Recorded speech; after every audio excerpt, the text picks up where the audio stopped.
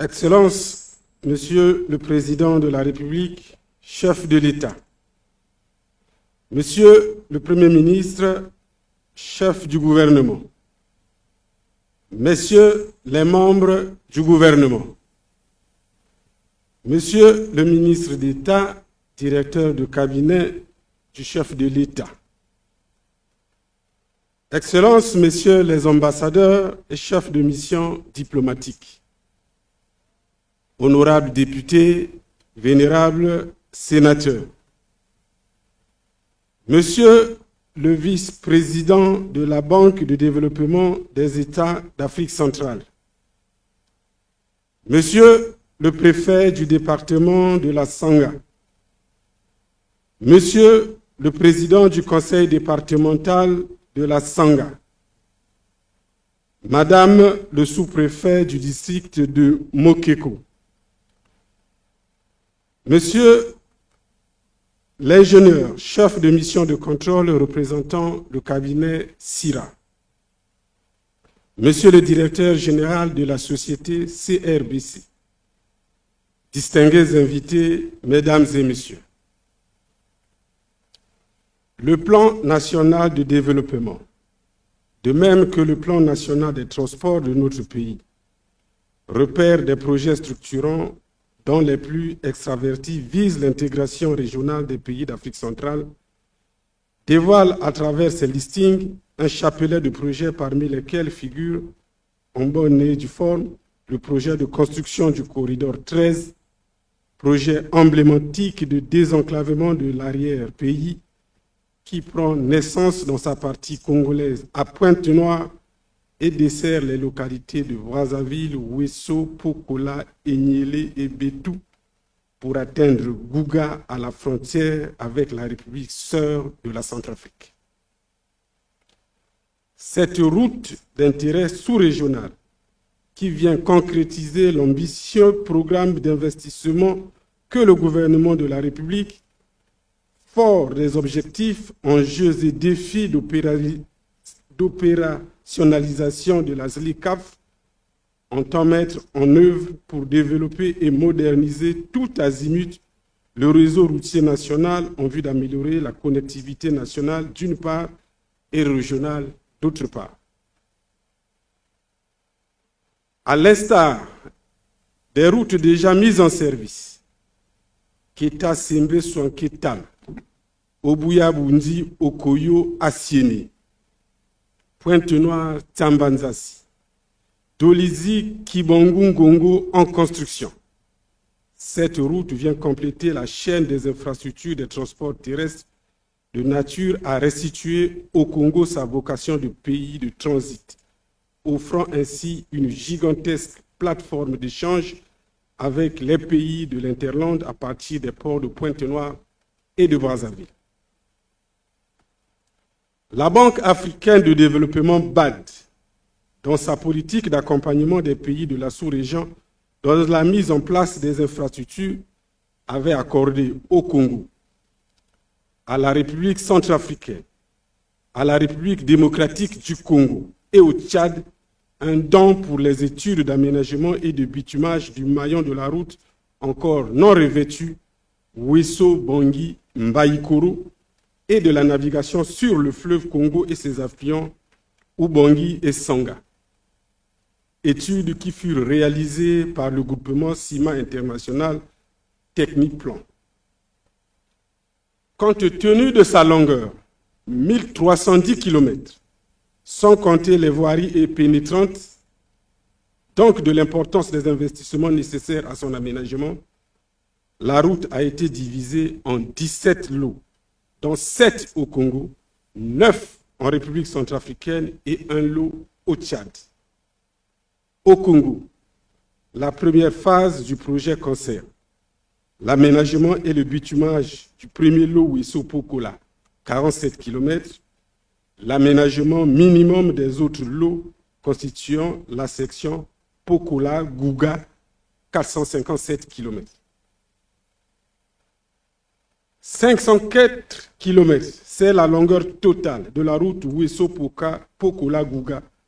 laquelle, une fois aménagée, se greffera à la dorsale Pointe-Noire-Ouessant, qui offre déjà un linéaire de 1300 km de chaussée bitumée et en service pour compléter ces maillons dont l'ensemble constitue une pénétrante à l'Afrique centrale, car ouvrant la Centrafrique et le Tchad à l'océan Atlantique. Ces 504 km de tracé de la route Ouesso-Pokola-Gouga qui s'étire dans la pleine masse de la forêt équatoriale. Cette forêt si dense qu'elle est vue en surplomb à partir d'un angle de vue satellitaire, graveront à jamais une empreinte linéaire dont les contours sont dictés aussi bien par les caprices d'un environnement particulièrement marécageux que par la nécessité de desservir les localités situées au voisinage du projet, comme pour lui restituer son caractère social. Assise sur une plateforme de 11,5 mètres, classée dans la catégorie des chaussées souples, cette chaussée régnera sur une largeur de 7,50 m. Elle sera bordée des accotements de 2 x 2 mètres et comportera un corps de chaussée dimensionné pour supporter un trafic journalier annuel de 1000 véhicules par jour. Le corps de chaussée offre en couche de fondation une grave latéritique lithostabilisée de 22 cm d'épaisseur, une couche de base en grave bitume de 12 cm d'épaisseur, le tout couronné par un enrobé en béton bitumineux de 6 cm d'épaisseur et un concassé 0,31,5 pour les accotements revêtus en enduit superficiel bicouche. Calibré pour une vitesse de référence de 80 km par heure, les caractéristiques géométriques de cette route garantissent la sécurité qui dicte les déclivités, les rayons de courbure optimales et les longueurs limites des sections de route en alignement droit. Cette route traverse une zone riche en hydrographie qui impose la traversée et le rétablissement des écoulements naturels au moyen des ouvrages d'art et hydraulique. C'est ainsi que tout le long de ce corridor, on observe 318 ouvrages hydrauliques de type Dalo, 22 ponts. Pour l'exécution de la première phase, le Congo a obtenu un prêt de la Banque de développement des États d'Afrique centrale, BDAC. Après appel d'offres international lancé, la société China Rowan Aid Bridge Corporation, en sigle CRBC, a été déclarée adjudicataire des travaux. L'entreprise CRBC réalisera les travaux suivants. Le bitumage de la section Ouesso-Pokola sur 47 km, la construction de 3 ponts majeurs, 170 mètres pour franchir les marais de la Songa 1 au PK 11, comportant 3 travées, 616 mètres sur la Songa au point kilomètre, 19 plus 500 comportant 7 travées. Le troisième d'une seule travée sur la rivière Mbwambwa au point kilométrique 34. La construction d'un poste de paysage des essieux. La construction de 8,5 km de voirie urbaine avec éclairage à Pokola. Et pour accompagner le projet, des aménagements connexes additionnels seront envisagés, à savoir la construction d'un poste de contrôle faunique et forestier, la construction de 6 forages d'eau dans les villages situés le long de la section, la construction des écoles comportant 2 à 3 salles de classe avec blocs administratifs et logements, chacune entourée d'un mur, la construction d'un centre multifonctionnel pour les femmes, la construction d'un centre multifonctionnel pour les jeunes, la construction d'un centre de santé intégré, la construction d'un marché avec 4 blocs et clôtures, la construction d'un séchoir à manioc.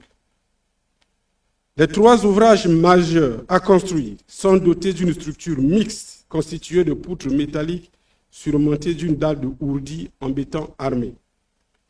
La dalle en béton armé du tablier portée par 2 poutres métalliques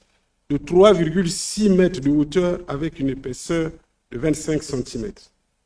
Solidarisées entre elles par des entretoises, les poutres métalliques prennent appui sur des néoprènes posés sur des piles avec une hauteur moyenne de 35 mètres,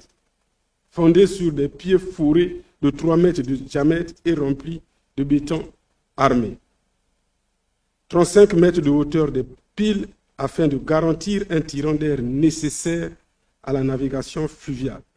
mais avec pour conséquence d'énormes quantités de rondeurs d'accès dictées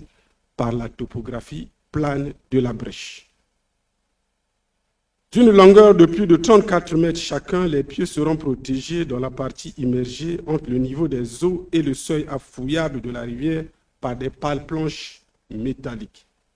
La largeur de la chaussée au niveau du pont est de 9 mètres, couvrant les deux sens de circulation et avec des trottoirs de 1 mètre de chaque côté, contenant les fourreaux en attente de divers réseaux.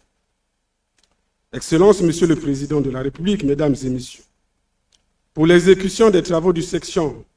Ouesso-Pokola et à titre indicatif, les quantités suivantes des matériaux seront mises en œuvre, notamment 138 000 mètres cubes de matériaux à déblayer, 1 850 000 mètres cubes de matériaux à remblayer, 140 000 mètres cubes de gravelleux latéritique en couche de forme, 138 000 mètres cubes de béton de sol en couche de fondation, 40 000 mètres cubes de graves naturels concassés en couche de base des accotements, 43 000 mètres cubes de graves bitume en couche de base, 28 000 mètres cubes de béton bitumineux en couche de roulement, 156 000 mètres carrés d'enduit superficiel, 100 mètres cubes de béton armé pour les aires de stationnement, 93 000 mètres linéaires de fossés en terre, 23 500 mètres linéaires de fossés bétonnés et 10 000 mètres linéaires de descente d'eau, constitueront avec 23 dallots en béton armé, tout gabarit confondu, le système d'assainissement de la route. Pour l'ensemble des ouvrages d'art, 222 pieux fourrés, 47 000 mètres cubes de béton, 5 500 tonnes d'acier pour armature, 7 900 tonnes d'acier laminé pour les poutres métalliques, 17 500 mètres carrés de coffrage soigné, 7 000 mètres carrés de pales planches métalliques permettant leur réalisation, 2630 mètres linéaires de garde-corps de type BN4, 540 décimètres cubes d'appareils d'appui néoprène, 8200 mètres linéaires de fourreaux pour réseaux divers, 532 unités de gargouilles pour l'assainissement du tablier équiperont l'ensemble des ouvrages d'art. La route sera équipée de 7600 mètres linéaires de glissières de sécurité. Elle sera marquée par 86 000 mètres linéaires de signalisation horizontale en bande de peinture blanche rétro-réfléchissante et 1014 panneaux du système de signalisation verticale. 10 bornes pentakilométriques marqueront et informeront les usagers sur la section traversée. Sur le volet environnemental, il sera mis en œuvre un plan de gestion environnementale et sociale à travers lequel les populations et les usagers de la route seront sensibilisés. Une sensibilisation particulière des ouvriers et des populations sur les infections sexuellement transmissibles sera au rendez-vous. Des activités de reboisement par la plantation d'arbres seront menées à juste titre. De même, les actions salutaires au bénéfice des populations telles formation des associations féminines aux techniques agricoles, distribution des kits de petits matériels agricoles et fourniture des moulins à écraser couronneront le projet. Distingués invités, Mesdames et Messieurs, d'un coût total estimatif après appel d'offres conforme au Code des marchés publics de 88 milliards 892 millions 360 939 francs CFA hors taxes, hors douane, entièrement financé par la BDAC. L'entreprise CRBC en viendra à réaliser les travaux d'aménagement et de bitumage du premier module du corridor 13 en territoire congolais dans un délai prévisionnel fixé à 36 mois, accompagné d'une part par le groupement CIRA Cotexa qui en assure les missions de contrôle et de surveillance des travaux à elle confiés après appel à la concurrence et d'autre part par les services techniques de la Délégation générale aux grands travaux qui en assure la maîtrise d'œuvre publique. Excellences, Monsieur le Président de la République, distingués invités, Mesdames et Messieurs, voici ainsi résumée la fiche technique des travaux objets de la cérémonie de ce jour. Je vous remercie pour votre aimable attention.